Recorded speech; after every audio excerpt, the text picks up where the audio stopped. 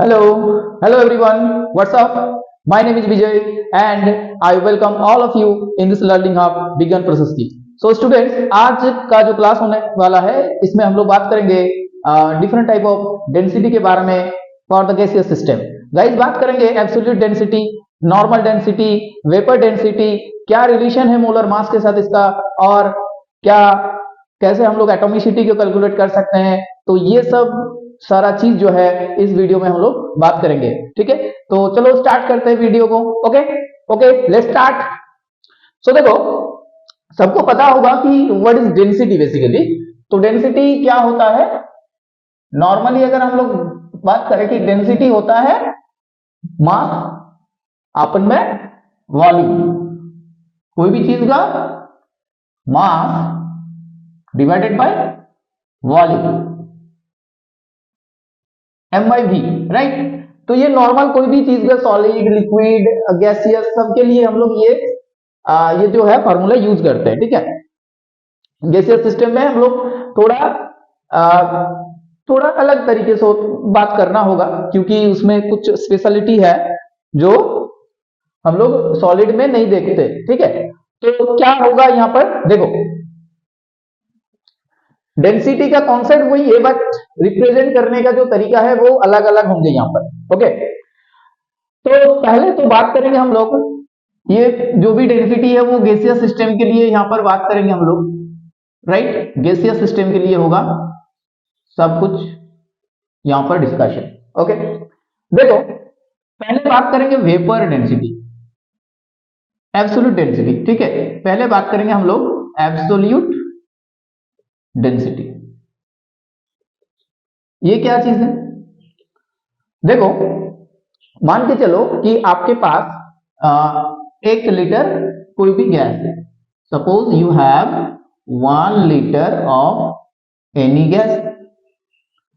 अब देखो इसका कुछ ना कुछ तो मास होगा ना, तो मान के चलो आप उसका मास कैलकुलेट कर लिए और मास इसका मान के चलो कि m है.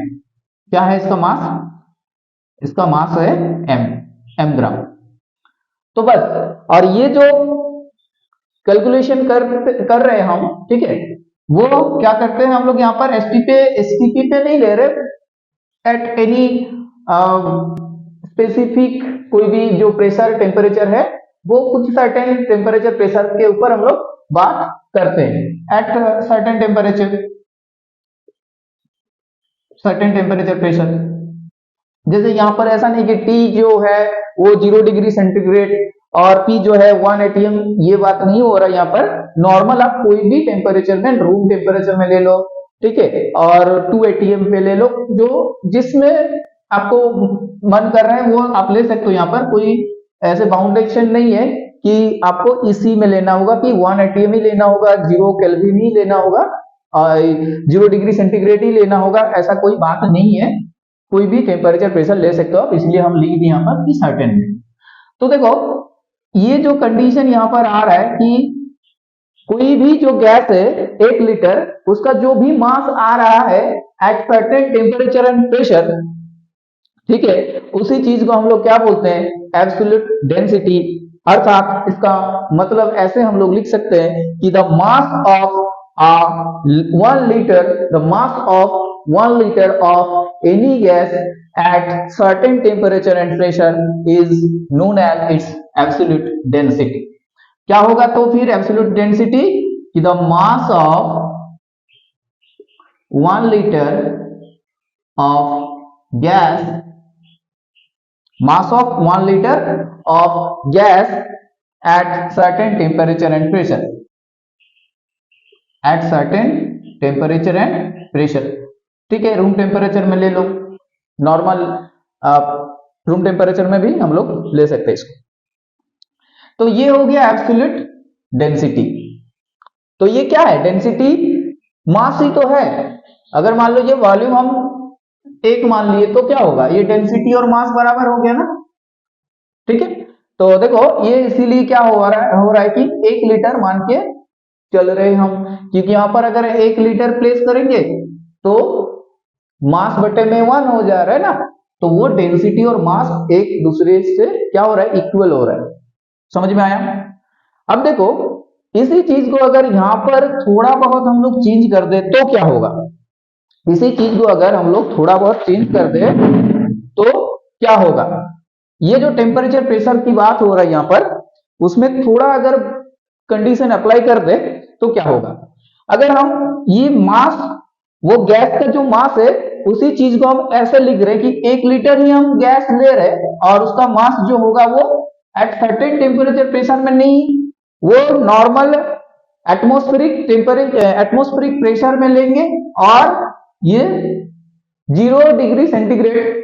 इसका मतलब है कि हम लोग अगर ये चीज, ये पूरा सिस्टम जो भी है वो अगर एसटीपी में ले ले, ठीक है, तो यही वाला चीज अगर हम लोग एसटीपी में बात करें, स्टैंडर्ड टेम्परेचर प्रेशर, इसका मीनिंग क्या है कि टेम्परेचर मान के चलो, आई मीन देखना ये यही होगा, आप लोगों को लेना होगा कि 0 डिग्री सेंटीग्रेड एसटीपी का मतलब है ये, और पी जो है वो एटमॉस्फेरिक प्रेशर अर्थात 1 atm, ये मान के चलना होगा। देखो जिन लोगों को नहीं पता एक बार देख लो, ये एसटीपी में इस चीज को हम लोग ले रहे हैं, पहले क्या था कोई भी सिचुएशन में ले सकते थे, बट अभी जो है उसको एसटीपी में ही लेना होगा।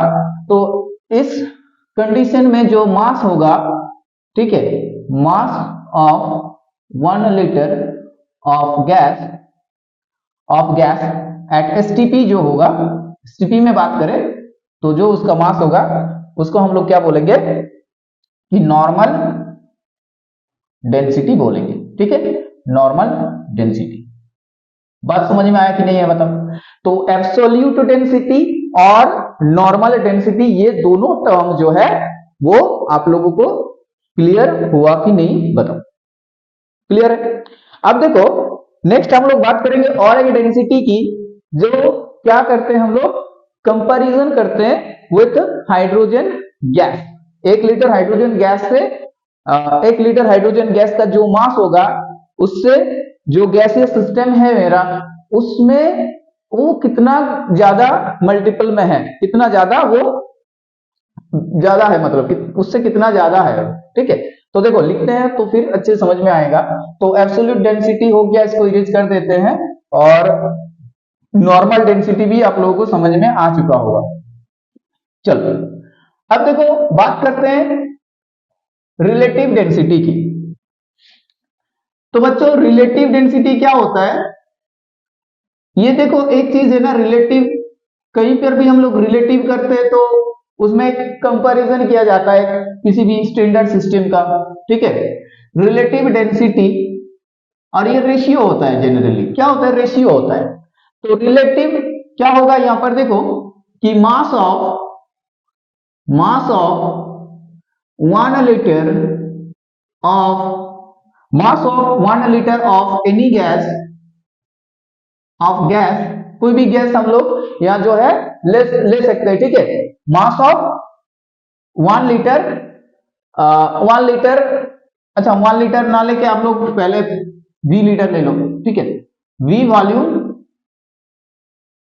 Mass of V volume of gas, V volume of gas divided bye V litre में ले रहे हैं हम लोग, ठीक है। V क्या करते हैं, V लीटर में लेते हैं, और इसको ऐसे भी लिख सकते हो V वॉल्यूम ऑफ गैस। समझ में आया। अब नीचे क्या लिखेंगे कि मास of V volume of hydrogen gas, ठीक है। हाइड्रोजन गैस से हम लोग देखेंगे कि कितना ज्यादा है, ये mass of the volume of the gas, जो गैस की बात कर रहे हैं हम लोग, ऑक्सीजन, नाइट्रोजन, कार्बन डाइऑक्साइड, वो हाइड्रोजन से कितना ज्यादा है, वो होगा उसका रिलेटिव डेंसिटी, ओके। तो mass of V volume of the gas divided by mass of V volume of hydrogen gas, और ये दोनों एसटीपी में हम लोग लेंगे, ठीक है। दोनों जो है वो एसटीपी में लेना होगा एट एसटीपी, ठीक है। अब देखो इसको हम लोग 1 से कन्वर्ट कर देते हैं, ठीक है। 1 लीटर में ले आते, नॉर्मल V लीटर से स्टार्ट किए, बट हम लोग 1 लीटर में भी आ सकते हैं, कैसे कि इक्वल वॉल्यूम बना दो, 1 लीटर ले लो, तो V के प्लेस में हम लोग अभी क्या लिखेंगे, 1 लीटर लिखेंगे। देखो बहुत बेसिक सा चीज है, अच्छे से समझ लो एक बार कि मास of 1 liter or one volume or 1 liter, you can say 1 liter of gas, mass of 1 liter of gas at STP बटे में मास of 1 litre of hydrogen gas at STP. बताओ यहां तक समझ में आया है? यहां तक कोई दिक्कत नहीं है? ओके। अब क्या होगा कि देखो ये जो मास of 1 litre of hydrogen gas होगा एसटीपी में, इसका वैल्यू पता है हम लोग, ठीक है? इसका वैल्यू जो है उसका वैल्यू हम लोग को पता है, वही चीज लिख रहे हैं हम कि मास of 1 litre of gas at STP बटे में क्या होगा, mass of 1 litre of hydrogen gas.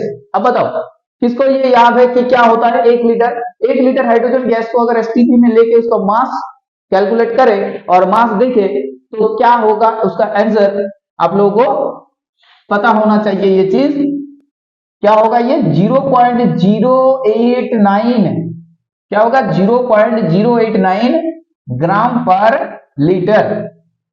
समझ में आया कि मास of 1 litre of hydrogen gas STP में अगर लेंगे हम लोग तो उसका वैल्यू क्या आएगा, 0.089 ग्राम पर लीटर।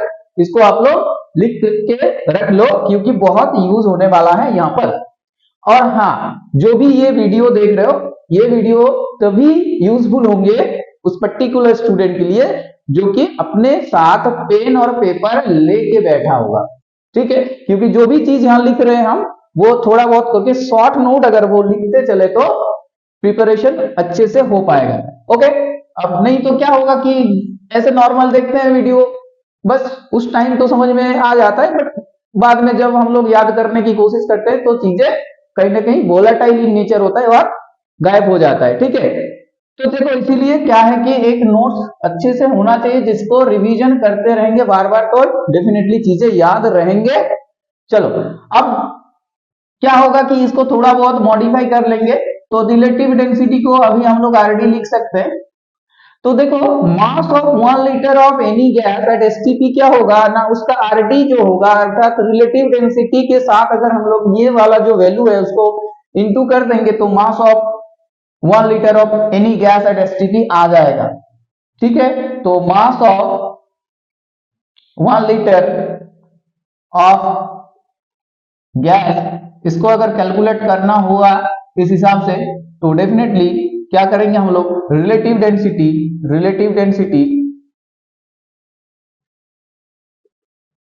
इंटू 0.089 ये चीज कर देंगे। बताओ यहां पर किसी को कोई दिक्कत है? किसी को कोई दिक्कत है यहां पर?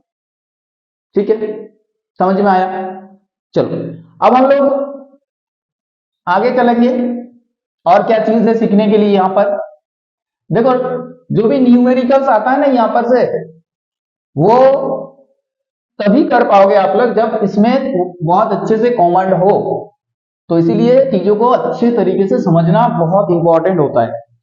अब देखो ये फॉर्मूला आप लोग क्लास 8-9 आई थिंक इसके बारे में पता होगा आप लोगों को कि जो मॉलिक्यूलर मास होता है उसके साथ जो है वेपर डेंसिटी का एक रिलेशन बनता है, और वो रिलेशन क्या होता है, m equals to T into D. अर्थात कोई भी गैस का जो मोलर मास होता है वो उसका वेपर डेंसिटी जो है उससे डबल होता है, ठीक है? कोई भी जो गैस है उसका वेपर डेंसिटी मान के चलो डी है, ओके, और उसका मोलर मास कैलकुलेट करने के लिए बोला है तो डेफिनेटली 2 से उसका वेपर डेंसिटी को इंटू कर देंगे तो क्या मिल जाएंगे वहां पर, मोलर मास। तो यही वाला जो चीज है वो कैसे आते हैं, चलो हम लोग देखते हैं थोड़ा बहुत, ठीक है? तो अभी क्या बात की हम लोग कि जो डेंसिटी है, वेपर डेंसिटी जो अभी कैलकुलेट किए वो क्या था कि mass of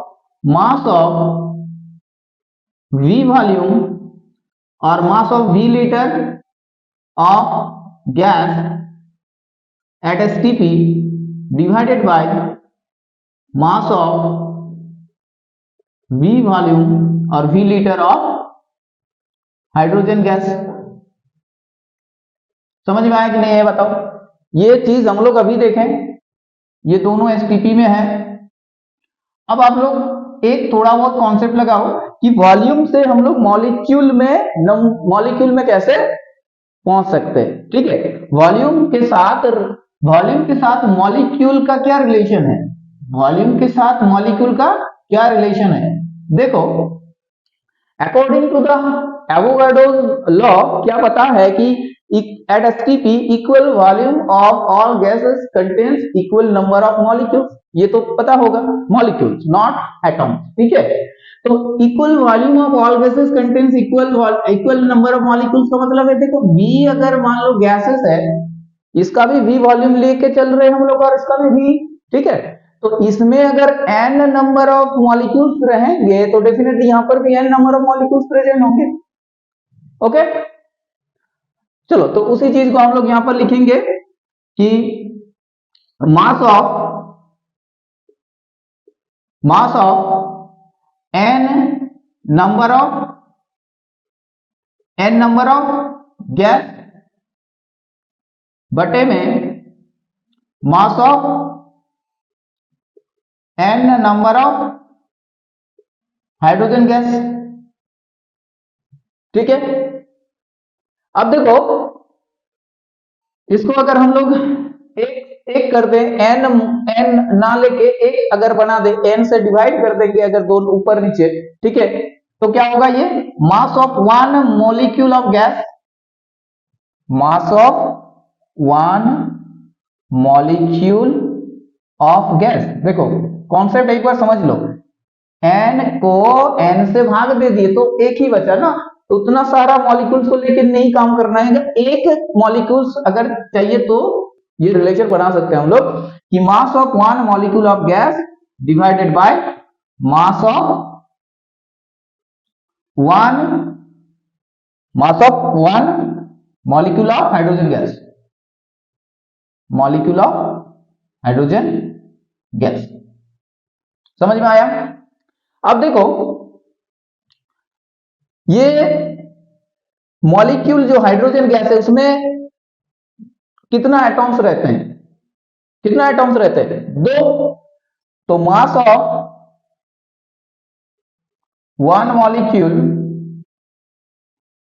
of the gas divided bye 2 into, अब हाइड्रोजन क्या है, ये जो H2 है ये डायटोमिक है कि नहीं,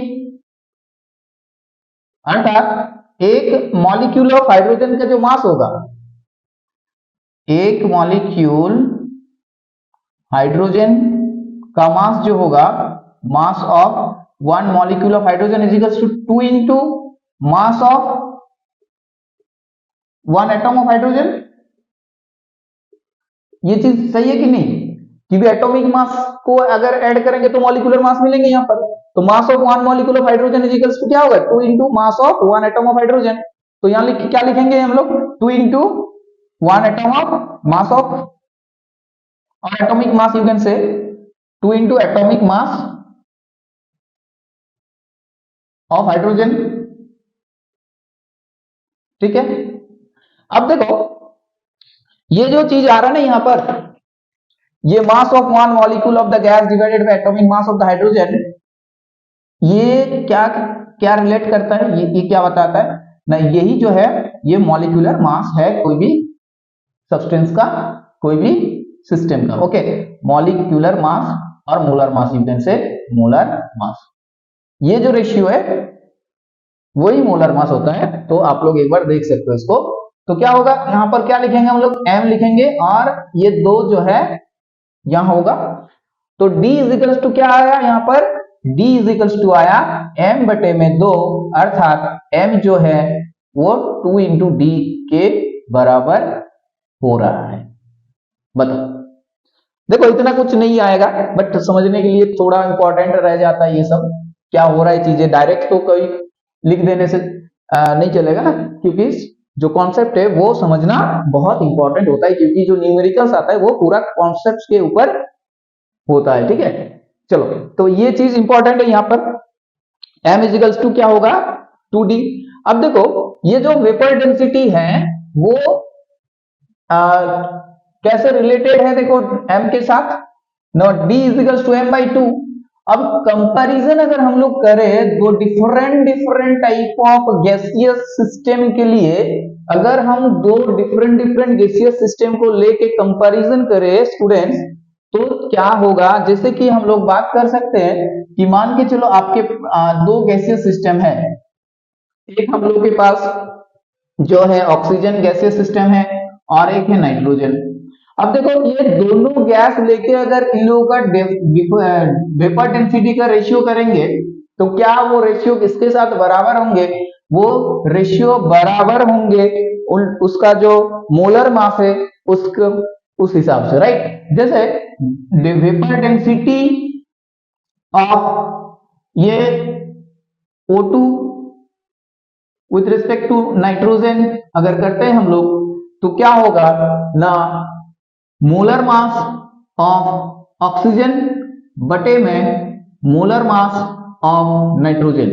समझ में आया कि नहीं आया बताओ। ये जनरली अगर हम लोग बात करें, जनरल फॉर्मूला लिख देते हैं हम लोगों को, कि मान के चलो दो गैस सिस्टम है, एक ए है और एक बी है, तो ये कैसे इन लोगों का मोलर मास के साथ रिलेटेड है, वो चीजें इस हिसाब से हम लोग लिख सकते हैं कि एम ए बटे में एम बी। ठीक है, समझ में आया। तो वही चीज यहां पर भी किए, देखो ऑक्सीजन जो है वो ऊपर रहेंगे और N2 के रिस्पेक्ट में करें तो N2 नीचे। अब देखो ये मोलर मास ऑफ ऑक्सीजन क्या होगा ना, मोलर मास ऑफ ऑक्सीजन जो है वो पता होगा हम लोग को 32 होता है, एंड नाइट्रोजन का जो है वो 28 होगा। अब इसको छोटा काटा कुटी करने से छोटा आ जाएगा, ओके। एंड ये जो है एक रेशियो दे रहा है, यहां पर एक पॉइंट में आएंगे एक रेशियो आ रहा है, तो इसका मतलब जो है वो जो डेंसिटी आ रहा है वेपर डेंसिटी और जो रिलेटिव डेंसिटी आ रहा है वो एक रेशियो में आता है। रिलेटिव डेंसिटी क्या है, एक नंबर है, एक रेशियो है, और इसी वजह से क्या होता है, ये टेम्परेचर एंड प्रेशर के ऊपर डिपेंड नहीं करते, इंडिपेंडेंट है। समझ में आया। और जो एब्सोल्यूट जो था, एब्सोल्यूट डेंसिटी जो था, एब्सोल्यूट जो डेंसिटी था वो क्या था, फिर वो आपका एक जो डिपेंडेंट था टेम्परेचर एंड प्रेशर को चेंज करेंगे तो डेफिनेटली वो भी क्या होंगे, चेंज होगा। तो ये चीजों को थोड़ा बहुत याद रखना है। ठीक है, ये चीज अच्छे से समझ में आया है कि मोलर मास के साथ ये वेपर डेंसिटी कैसे रिलेटेड है। ओके, ये और भी आप लोग कर सकते हो। एक एग्जांपल और एक ले लो, मान के चलो कि एमोनिया के साथ एयर का कैसे रेशियो बनाए वेपर डेंसिटी का, देखो तो density of ammonia with respect to air, so molar mass of NH3 बटे में मोलर मास ऑफ एयर। देखो एक तो चीज है कि जो कोई देख रहा है ये वीडियो बहुत अच्छे से अगर चीजों को समझ रहा है एकदम, तो उसको बहुत अच्छे से ये चीजें जो है ये कॉन्सेप्ट जो है समझ में आएगा, ये पूरा 100% श्योर है हम, क्योंकि बहुत अच्छे से चीजों को इजी तरीके से पूरा कोशिश है मेरे तरफ से कि समझा पाए, और इसी वजह से एकदम धीरे धीरे जो भी चीज है 1 by 1 कैसे रिलेटेड है वो चीज हम बताने की जो है पूरा कोशिश कर रहे हैं। ठीक है, चलो तो यही चीज है, आप लोग थोड़ा कॉन्सेप्ट को एक बार बना लो अच्छे से, तो बहुत अच्छे सवाल हम लोग जो है इसी क्लास में करने वाले हैं। ओके, और गाइज जो है वीडियो अगर अच्छा लग रहा है तो definitely you do share and tell them to subscribe our channel. ठीक है, चलो तो आगे बढ़ते हैं हम लोग कहाँ थे, तो D ऑफ NH3 एंड जो एयर है। अब बताओ एक की NH3 जो मॉलिक्यूल है उसका मोलर मास सभी को पता होगा कि 17 होता है सर। ठीक है, तो मोलर मास यहाँ पर 17 लिख दे। अब देखो एक तो ये चीज है ना, बहुत लोग क्या लिखेंगे यहाँ पर कि एयर है, अच्छा एयर है तो क्या लिख देंगे, ऑक्सीजन मान के चलेंगे, ये लोग ऑक्सीजन मान के चलेंगे। 32 लिख देंगे, लेकिन ये गलत हो जाएगा इसी वजह से कि एयर जो है वो एक मिक्सचर है और वहां पर जो इसका मोलर मास लेना होगा वो कोई पर्टिकुलर गैस का नहीं होगा। उसमें क्या होंगे कि जो भी गैस प्रेजेंट होते हैं, नाइट्रोजन जैसे ऑक्सीजन हो गया और आपका कार्बन डाइऑक्साइड हो गया और आपका नाइट्रोजन हो गया, ये वाटर वेपर हो गया, सबको मिला के ना एक एवरेज लिया जाता है और उसी वैल्यू को जो है यहाँ पर लिखना पड़ता है। ये बहुत इंपॉर्टेंट है क्योंकि यहाँ पर देखो एयर लिखा है ना, यहाँ पर ऑक्सीजन की बात नहीं हो रहा है। हाँ, यहाँ पर ऑक्सीजन की बात अगर होता तो डेफिनेटली आप लोग 52 लिखते, नाइट्रोजन की अगर बात होते तो 28 लिखते, बट यहाँ पर एयर की बात हो रहा है तो एयर जो है एक मिक्सचर है। यहाँ पर एवरेज जो होगा, यहाँ पर एवरेज वैल्यू जो है मोलर मास का वो लेना होगा एंड डेफिनेटली उसका वैल्यू जो आता है 29 होता है और यही जो है इसका मोलर मास का रेशियो होगा और इस हिसाब से हम लोग इसको रिप्रेजेंट कर सकते हैं। बताओ समझ में आया कि नहीं है, बताओ। ठीक है, अब देखो इसके अगले क्लास में हम लोग बात कर चुके थे कि वो वॉल्यूम वाला कॉन्सेप्ट जो था, वन ग्राम मोल कोई भी जो गैस है, 1 ग्राम मोल कोई भी जो गैस है, ठीक है, 1 ग्राम मोल कोई भी जो गैस है, 1 ग्राम मोल का जो वॉल्यूम होता है एसटीपी में, वॉल्यूम एट एसटीपी क्या होता है वो 22.4 लीटर। और स्टूडेंट्स ये भी थोड़ा बहुत याद कर लो आप लोग कि ये जो 22.4 लीटर की बात हो रहा है, इसमें जो नंबर ऑफ मॉलिक्यूल का प्रेजेंस होगा वो डेफिनेटली एवोगाड्रो नंबर के बराबर होंगे, अर्थात 6.022 इंटू 10⁻23। ठीक है, तो वॉल्यूम से हम लोग नंबर में पहुंच सकते हैं। मॉलिक्यूल की अगर बात करें तो मॉलिक्यूल जो नंबर होंगे वो तो कैलकुलेट कर लेंगे, बट कभी पूछा जाता है ऐसे कि नंबर ऑफ एटॉम्स बता दो, तो फिर क्या करना पड़ता है, वो जो मॉलिक्यूल है उसका एटॉमिसिटी क्या होगा वो पता होना चाहिए, उसके बाद हम लोग उससे इंटू कर देंगे तो मिल जाएगा। जैसे मान लो ऑक्सीजन का मॉलिक्यूल नंबर x है, अब आपको सवाल में पूछा है कि एटॉम्स निकालो, नंबर ऑफ एटॉम्स बता दो, तो जैसे कि ये डायटोमिक है, इसका एटॉमिसिटी 2 है, तो ये x ना होके क्या होगा आंसर, फिर 2x होगा। अब ओजोन मॉलिक्यूल की अगर बात करते हैं हम लोग, तो वहां पर अगर आंसर x आता तो वहां पर एटॉम्स का नंबर क्या होता, 3x आता। सल्फर की अगर बात करें हम लोग तो उसमें मान के चलो कि x आ रहा है, तो सल्फर एटॉम्स कितना रहेंगे, क्योंकि सल्फर जो एलिमेंटल जो मॉलिक्यूल है, सल्फर मॉलिक्यूल जो है उसमें एक सल्फर में 8 जो है सल्फर रहते हैं, तो वहां पर अगर देखें हम लोग एटॉमिसिटी 8 होता है और यहाँ पर नंबर ऑफ एटॉम्स क्या होंगे, फिर जो मॉलिक्यूल्स का नंबर है उसका उसमें 8 मल्टीप्लाई कर दो, अर्थात 8 गुना ज्यादा होगा। और फास्फोरस की जो बात करेंगे हम लोग, वो उसमें एक मॉलिक्यूल ऑफ फास्फोरस में 4 एटॉम रहता है, तो इस हिसाब से देखेंगे तो यहाँ पर भी क्या होगा आंसर 4x। ठीक है, समझ में आया,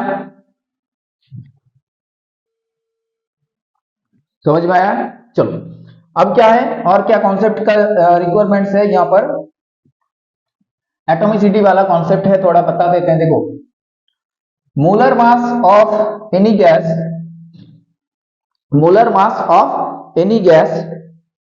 मोलर मास और मॉलिक्यूलर मास फिजिकल्स टू क्या होता है, एटॉमिक मास इंटू एटॉमिसिटी।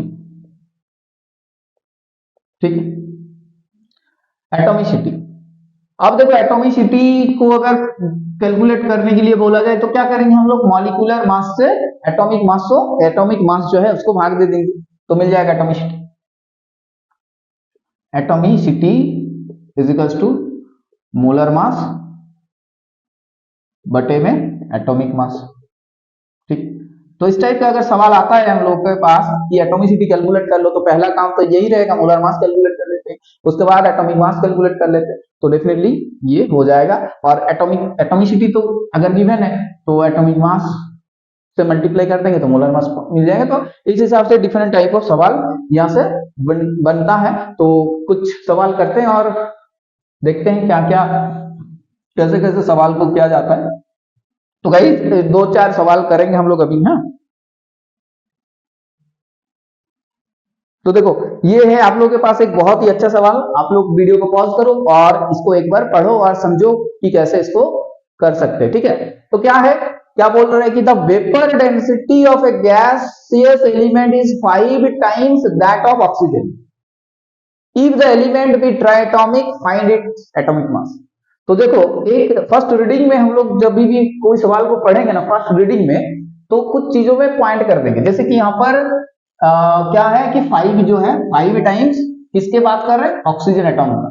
जो वेपर डेंसिटी होगा वो पर्टिकुलर गैस का वो 5 टाइम्स होंगे ऑक्सीजन, तो ये माइंड में ले लिया हम लोग। देन क्या है कि इफ द एलिमेंट भी ट्राइएटॉमिक, अब देखो एलिमेंट की बात हो रहा है जो वो ट्राइएटॉमिक है, फिर उसका एटॉमिक मास कैलकुलेट करो। 3 चीजें इंपॉर्टेंट है यहाँ पर, ठीक है। तो ऑक्सीजन गैस जो है वो गिवन है, तो उसको यूज करते हुए हम लोग उस चीजों में जो फाइनली पूछा है उसमें पहुंचेंगे कैसे। देखो ये फॉर्मूला पहले तो लिख लो आप लोग कि m जो होता है m is equals to 2 into D, ठीक है। मोलर मास जो होता है वो वेपर डेंसिटी के डबल होता है, क्योंकि यही वाला जो फॉर्मूला यहाँ पर यूज करने वाले हैं हम लोग। तो vapour density of a gaseous element 5 times that of oxygen. तो पहले तो ऑक्सीजन का वेपर डेंसिटी कैलकुलेट करना। तो vapour density of oxygen, vapour density of oxygen is equals to molar mass by 2। अब देखो ऑक्सीजन का मोलर मास क्या होता है 32 16, ये आ गया 16। अब वो जो गैस की बात हो रही है ना यहाँ पर, जो गैस के बारे में पूछा गया सवाल में, फिर उसका क्या होगा 5 टाइम इससे ज्यादा होगा। अर्थात जो गैस सिस्टम है अननोन गैस जो है, अर्थात डी जो अननोन गैस है, जो अननोन गैस है उसका क्या होगा इससे 5 गुना ज्यादा होंगे। 5 into D of O2, vapour density of O2 लिखा है ना यहाँ पर, देखो vapour density of gas element is 5 times that of oxygen, तो 5 गुना ज्यादा हो रहा है ना ये, तो 5 इंटू 16, तो ये तो आ गया 80। चलो अब देखो ये अननोन गैस का क्या आ गया, अननोन गैस का वेपर डेंसिटी आ गया। अब बहुत आसान है कि वेपर डेंसिटी आ गया तो मोलर मास तो इजीली कैलकुलेट कर पाते हैं हम लोग, ठीक है। तो molar mass of the unknown gas क्या होगा, molar mass of the unknown gas वो डबल होंगे इसका, अर्थात 8 इंटू 2 160 ग्राम पर मोल होगा, राइट। मोलर मास क्या होगा 160 ग्राम पर मोल। अब देखो क्या पूछा है कि if the element of triatomic find its atomic मास। अब मोलर मास तो पता हो गया, ठीक है। अब क्या बताया अभी आप लोगों को कि मोलर मास जो होता है, molar mass is equals to atomic mass, atomic mass into atomicity. ये चीज अभी तो पढ़े हम लोग ना। अब देखो एटॉमिसिटी 3 है यहाँ पर गिवन है ना 3, तो एटॉमिक मास क्या कैसे कैलकुलेट करेंगे कि atomic mass is equals to molar mass क्या आ रहा है 160, और एटॉमिसिटी क्या है यहाँ पर, ट्राइएटॉमिक मतलब क्या होता है, ट्राइएटॉमिक मतलब होता है 3, डायटॉमिक मतलब 2, ऐसे करके ऑक्टाएटॉमिक मतलब 8 है। तो यहाँ जो आंसर आएगा वो 3 से डिवाइड कर लो, तो वही चीज जो है यहाँ पर आंसर आएंगे 50, क्या होगा 3 160 53 पॉइंट समथिंग होगा, ठीक है 53 पॉइंट समथिंग, तो वही इसका आंसर है। अब देखो ये थोड़ा बहुत सवाल को अगर घुमा दे कि ये भी पूछा जा सकता था ना यहाँ पर एटॉमिसिटी बता दो, तो वहां पर भी कर सकते थे हम लोग, बट इसीलिए एक सवाल को अच्छे से समझो, उससे उससे बेस करके आप लोग बहुत सारा सवाल जो है बना सकते हो इजीली। अब और एक सवाल लेंगे यहाँ पर, ठीक है। तो चलो देखते हैं आप लोग नेक्स्ट सवाल क्या है, क्या बोल रहे हैं कि vapour density of sulphur relative to nitrogen gas at STP is 9.143, determine the molecular formula of the sulphur. अब देखो जिसने ये चीज बहुत अच्छे से समझा होगा ना, जो चीज बताया ना D A of B is equals to M A by M B, वो चीज अगर किसी को अच्छे से समझ में आ गया तो ये सवाल बहुत आसान हो जाएगा उसके लिए। ये चीज M of A divided by M of B, इसको समझ लो, यही जो चीज है यहाँ पर यूज होगा कि वेपर डेंसिटी ऑफ सल्फर। तो देखो एक गैस तो सल्फर है, देन नाइट्रोजन, तो यहाँ पर ए जो वैल्यू है रिलेटिव टू, मतलब बी का जो बी क्या है यहाँ पर नाइट्रोजन है, और ए जो है वो सल्फर है, ठीक है। चलो तो डी ऑफ सल्फर और nitrogen equals to molar mass of sulphur divided by molar mass of nitrogen. अब ये चीज गिवन है, क्या है 9.143, समझ में आया? ये तो है ना, ये 9.143। एम ऑफ एस नहीं पता, divided by M of nitrogen तो सबको पता होगा, 2 इंटू 14 मतलब 28। चलो, तो मोलर मास ऑफ सल्फर जो आ रहा है यहाँ पर वो 28 इंटू 9.143। अब देखो आप लोग कैलकुलेशन करो, कैलकुलेशन करने के बाद ये क्या आएगा 256.004, 256 ले सकते हो आप लोग, 256 ये आएगा। ठीक है, अब क्या पूछा है कि determine the molecular formula of sulphur, molecular formula of sulphur, determine the molecular formula of sulphur. तो ये टोटल मोलर मास आया है ना, एक ये सल्फर सिस्टम का मोलर मास आया है। अब मान के चलो कि सल्फर का जो एटॉमिसिटी है वो नहीं पता, let atomicity of sulphur is X, okay, अर्थात एस एक्स जो है उसका वैल्यू ये है 256, समझ में आया? इसका मतलब है कि एस सल्फर जो है वो एक्स टाइम है, और एक टाइम अगर होता सल्फर का एटॉमिक मास तो पता होगा ना हम लोग, x into atomic mass of sulphur. यहां देखो अच्छे से क्या कर रहे हैं हम, एक्स नंबर ऑफ वो टोटल में है, एक मॉलिक्यूल में कितना सल्फर है नहीं पता, बट एक सल्फर का मास पता है, atomic mass of sulphur is equal to 256। तो यहां पर देखो एक्स का वैल्यू कैलकुलेट कर लेंगे तो यहां मॉलिक्यूलर फार्मूला आ जाएगा सल्फर का। तो क्या होगा यहाँ पर 256 बटे में एटॉमिक मास क्या होता है सल्फर का 32 होगा। अब देखो ये लगभग कितना आएगा 8 आएगा, तो सल्फर का मॉलिक्यूलर फार्मूला क्या आएंगे, क्या होंगे S8, समझ में आया? तो यही प्रोसेस रहता है। ठीक है, देख लो आप लोग एक बार इसको। हाँ? ठीक है बच्चों, तो आज रखते हैं यहीं पर, नेक्स्ट क्लास में हम लोग और भी बहुत इंपॉर्टेंट कॉन्सेप्ट लेके आ रहे हैं। ओके, मोलरिटी, नॉर्मलिटी और इक्विवेलेंट वेट कैसे कैलकुलेट करेंगे, तो यही सब है। सो गाइस, अगर वीडियो अच्छा लगा तो please do share and subscribe our channel. Okay, thank you everyone, bye.